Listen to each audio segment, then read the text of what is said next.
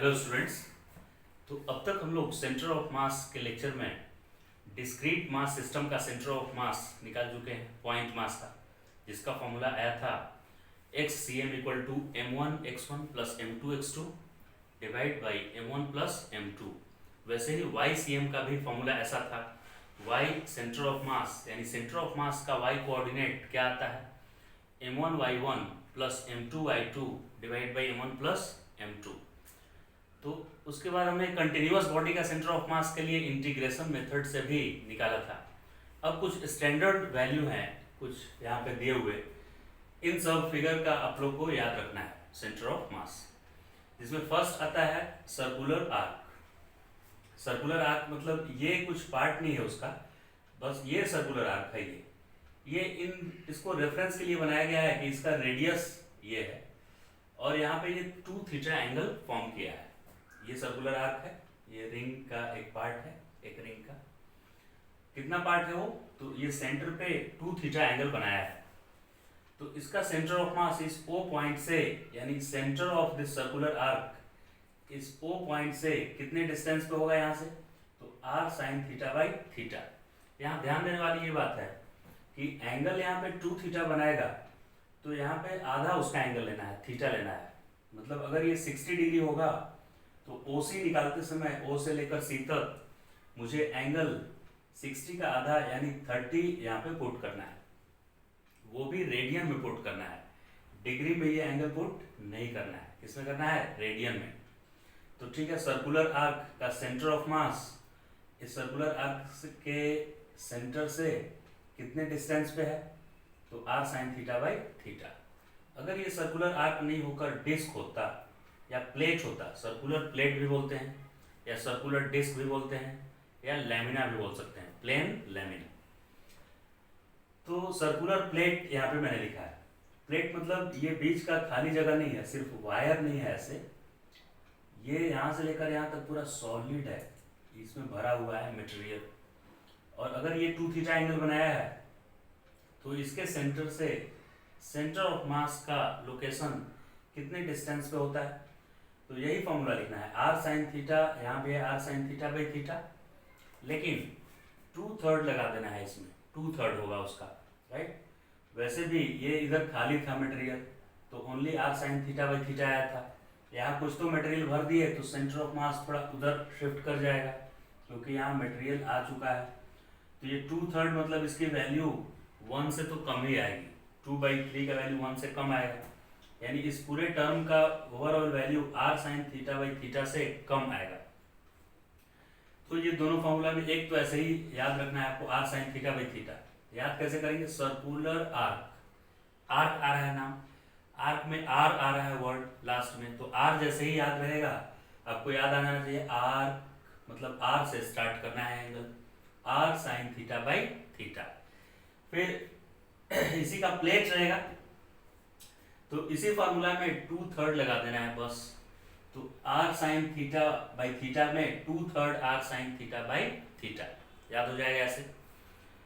फिर semi circular ring, ये दोनों याद है तो इसके हेल्प से ये हो जाएगा और इसके हेल्प से ये होगा। ये सेमी सर्कुलर प्लेट है, मतलब पूरा ऐसे सॉलिड मटेरियल भरा हुआ है, ऐसे प्लेनर है, प्लेनर प्लेट। और ये रिंग है, आधा रिंग है, आधा हाफ रिंग है, सेमी सर्कुलर रिंग। ये वाला पार्ट नहीं है, ये तो बस डायमीटर इसका दिखाया गया है।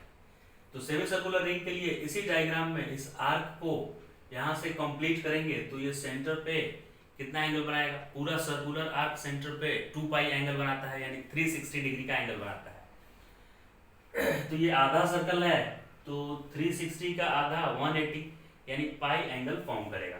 तो यहाँ एंगल मैं लिखूंगा पाई। अब इस फॉर्मूला में r sin theta by theta में थीटा की जगह पर पाई सब्स्टिट्यूट कर लीजिए। तो इस थीटा को, ये पूरा एंगल पाई है, 2 थीटा का वैल्यू पाई है, देखिए। और मैंने क्या बताया था कि ये 2 थीटा है तो यहाँ थीटा पुट करना है, मतलब आधा एंगल पुट करना है, राइट। तो पाई का आधा होगा पाई बाई 2, तो इस फॉर्मूला में मैं लिखूंगा r sin theta by theta को r sin पाई बाई 2 और थीटा मतलब पाई बाई 2। तो साइन पाई बाई 2 मतलब साइन 90 डिग्री, साइन 90 डिग्री का वैल्यू 1 होता है, तो ये 1 हो गया और r इंटू 1, और ये पाई बाई 2 है तो 2 चला जाएगा न्यूमरेटर में, सो 2r divided by pi, 2r by pi आया। मतलब ये याद है तो ये भी हो जाएगा उसके हेल्प से। इसमें सिर्फ थीटा के जगह पर पाई बाई 2 सब्स्टिट्यूट करना है। Next, semi circular plate. Circular plate में कुछ उसका पार्ट अगर था तो उसके लिए था 2/3 r sin theta by theta. यहाँ भी 2/3 ही लिखना है, और ये जो वैल्यू आया है यहाँ जो भी वैल्यू था r sin theta by theta, तो 2/3 r sin theta by theta. यहाँ 2r बाई पाई है तो 2/3 2r बाई पाई, यानी कि 2 × 2 4r और 3 पाई, 4r by 3 pi. Semi circular मतलब आधा सर्कुलर प्लेट का आया 4r बाई 3 पाई। ठीक है, ये हो गया कंप्लीट। इसके बाद आते हैं हम लोग हॉलो हेमीस्फीयर में। तो हॉलो हेमीस्फीयर मतलब आधा, हेमी मतलब आधा होता है, तो आधा आपको याद कर लेना है कि r/2 होगा। हेमी जैसे ही वर्ड सुनिए मतलब हाफ, तो ये हाफ कर देना है, रेडियस का हाफ। वैसे ही अगर सॉलिड हेमीस्फीयर है मतलब इसमें भरा हुआ है अंदर मटेरियल, कुछ वॉल्यूम में इसके मटेरियल भरा हुआ है। ये हॉलो मतलब खाली है बीच में, ठीक है, और सॉलिड मतलब इसमें भरा हुआ है कुछ इसके अंदर मटेरियल। तो सॉलिड हेमीस्फीयर का याद रखना है, ये r/2 है तो ये 3r/8, ये डायरेक्ट ऐसे याद करना है। ये कैसे आया होगा, इसमें 3/4 किया होगा, r/2 है, इसको 3/4 से मल्टीप्लाई करेंगे तो 3r और 4 × 2 8 आ जाएगा। यानी यहाँ 2/3 किए थे तो यहाँ 3/4 से मल्टीप्लाई करना है, 3/4 से। इसका r/2 है तो r/2 में 3/4 मल्टीप्लाई कर दीजिए तो ये आ जाएगा 3r/8। और ये तो ऐसे ही याद रहेगा डायरेक्ट। अगर हॉलो कोन है मतलब खाली कोन है, इसके अंदर कुछ भरा हुआ नहीं है मटेरियल, जैसे कि आइसक्रीम खाते समय इसमें कुछ खाली हो गया, आपने खत्म कर दिया पूरा, या और भेलपुरी खाने के लिए ऐसे मिलता है कागज का बना हुआ कोन, तो वो अगर खाली है उसके अंदर कुछ भरा हुआ नहीं है तो उसका सेंटर ऑफ मास इसके बेस से यहाँ से कितने ऊपर आता है, h/3। वैसे ही अगर इसमें भरा हुआ है कुछ मटेरियल तो इसके बेस से यहाँ से कितने हाइट पे सेंटर ऑफ मास आता है, तो h/4। तो सॉलिड कोन का h/4 और हॉलो कोन का h/3। अब आप इसको नोट कर सकते हैं। नेक्स्ट स्लाइड हम दिखाने वाले हैं, ये आप नोट डाउन कर लीजिए। तो अभी जो हमने सीखा उसका एप्लीकेशन पार्ट है कि ये अगर एक डिस्क है, पूरा डिस्क का एक पार्ट है, 1/4, कितना पार्ट है, एक ही क्वाड्रेंट तक बनाया हुआ है और इसमें पूरा मटेरियल ऐसे भरा हुआ है ऐसे। तो ये एक सर्कुलर प्लेट है और उस सर्कुलर प्लेट का 1/4 पार्ट है। तो यहाँ पे एंगल कितना बनाया होगा, ये π/2, यानी π/2 यानी 90 डिग्री एंगल बनाया है। तो याद होगा आपको इसका फॉर्मूला सेंटर ऑफ मास, इसके सेंटर से कितने डिस्टेंस पे आता था, 2/3 r sin theta by theta, 2/3 r sin theta by theta. तो 2/3 मैंने लिख दिया यहाँ पे, r sin थीटा की जगह पर ये पूरा 90 डिग्री नहीं सब्स्टिट्यूट करना है, यानी π/2 नहीं करना है, उसका आधा करना है। ये 2 थीटा एंगल होता है और यहाँ उसका आधा एंगल लिखना होता है थीटा। तो अगर ये 90 डिग्री यानी π/2 है तो उसका आधा क्या होगा π/2 का, π/4 होगा, यानी 45 डिग्री। तो थीटा को π/4 लिखना है, यहाँ भी थीटा को π/4 लिख दिया मैंने।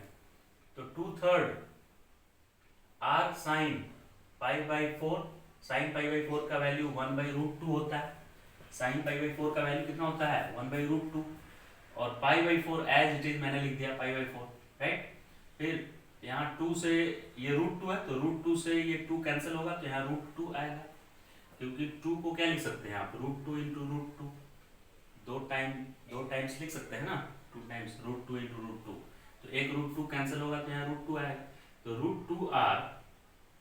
√2r और ये 4 भी तो ऊपर आएगा, तो 4√2r और नीचे रह जाएगा 3 एंड पाई। ये π/4 है तो ऊपर मल्टीप्लाई करेंगे तो 4/पाई आ जाएगा, तो 3 में पाई मल्टीप्लाई होगा और 4 ऊपर मल्टीप्लाई होगा, सो 4√2r/3 पाई। यानी अभी इससे डिस्टेंस मिला है, O से लेकर और C तक का डिस्टेंस मुझे मिला है, राइट। लेकिन मुझे क्या चाहिए, OA और AC चाहिए, O से लेकर A चाहिए और A से C। तो वो कैसे फाइंड करेंगे, तो OA का वैल्यू होगा OC जितना भी आया था OC उसका cos 45 हो जाएगा, क्योंकि अगर हाइपोटेनियस OC है तो हॉरिजॉन्टल होता है उसका कंपोनेंट OC cos 45, और वर्टिकल होता है OC sin 45, राइट। तो OC का वैल्यू 4√2r/3π था और cos 45 1/√2, √2 से √2 कैंसिल, सो 4r/3π आया, 4r/3π। यानी सेंटर ऑफ मास का x कोऑर्डिनेट 4r/3π होगा। वैसे ही सेंटर ऑफ मास का y कोऑर्डिनेट OC sin 45, इसे भी सॉल्व करेंगे तो sin 45 भी cos 45 के इक्वल ही होता है, तो इसका भी वही वैल्यू आएगा 4r/3π। यानी सेंटर ऑफ मास कहाँ पे हो गया उसका x कोऑर्डिनेट 4r/3π हुआ और y कोऑर्डिनेट भी 4r/3π हुआ। क्लियर है?